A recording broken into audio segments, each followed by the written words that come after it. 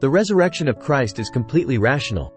In this video, we provide reasoning and evidence to establish the thesis mentioned above. 1. Thesis: the resurrection of Christ is completely rational. A. There is historical evidence that points to the truth of the resurrection of Christ. See our video titled, Historical Evidence for the Resurrection of Jesus. B. The resurrection is logically possible in both atheism and in theism. See our video titled, Is the resurrection of Jesus logical? C.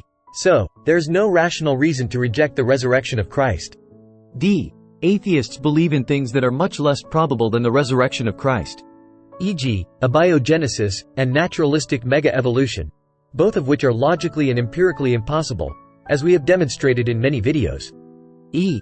So, atheists have no rational grounds to reject the resurrection of Christ. Conclusion: the resurrection of Christ is completely rational. 2. Miracles: the resurrection of Jesus Christ. A. The primary reason to reject the resurrection is because of the atheist, religious belief that miracles are impossible. B. However, if God exists, miracles are possible. And, the resurrection is possible. C. It is a reasonable inference that God exists. Therefore, miracles are possible. D. The historical evidence, see below, supports the resurrection. E. The disciples paid with their lives for their repeated testimony that Jesus did rise from the dead. They had no motive to lie. No fame, fortune, women, or worldly success.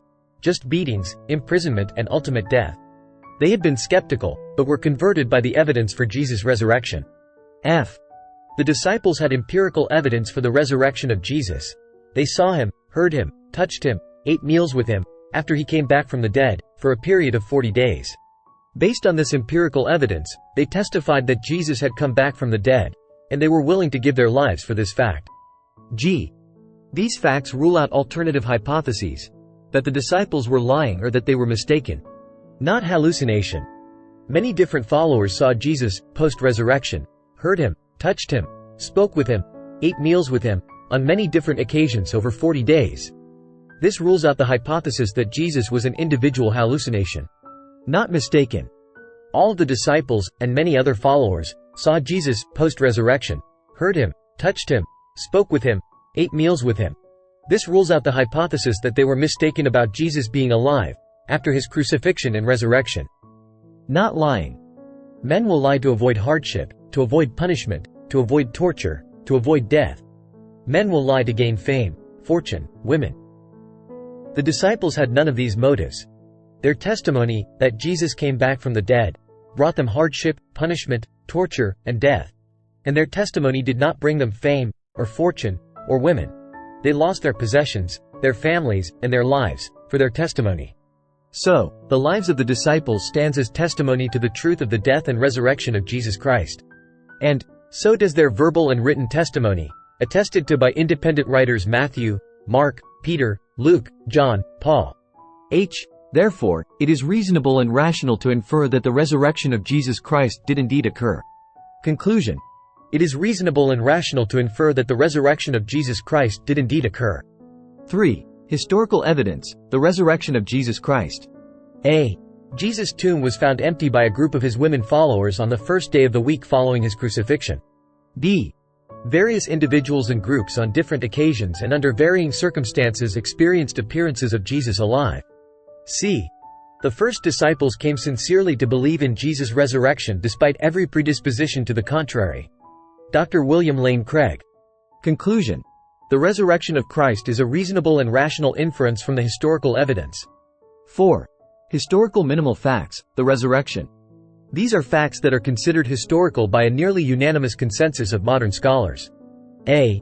Jesus died by crucifixion. B. After Jesus' death, many of his followers had separate experiences that led them to believe and proclaim that Jesus had come back from the dead. C. Shortly after Jesus' death, Paul converted after experiencing what he understood to be a post-resurrection appearance of Jesus. Dr. Gary Habermas, Steve Duvall. Conclusion: the resurrection of Christ is a reasonable and rational inference from the historical evidence. 5. Abiogenesis versus resurrection. A resurrection from the dead is many times more likely than abiogenesis, generating life from non-life by natural processes. After all, a dead body has all of the necessary parts for life present already. It already has many proteins produced and folded correctly. It already has a genetic code built within DNA. It has phospholipid membranes already in place. It has cellular machinery. By far the biggest problem for abiogenesis is producing all these things by chance. Just getting any functional protein without guidance would take billions of years of chance chemical reactions. A dead cell already has many proteins in place as well as all the other chemicals and parts needed for life. Lindsay Harold. Inference. So, the resurrection is much more rational, reasonable, and logical than abiogenesis. Conclusion. The resurrection of Christ is completely reasonable and rational. Thanks to Dr. William Lane Craig, Dr. Gary Habermas, Lindsay Harold, Steve Duvall for excerpts above. Thanks for watching. Please like, share, and subscribe.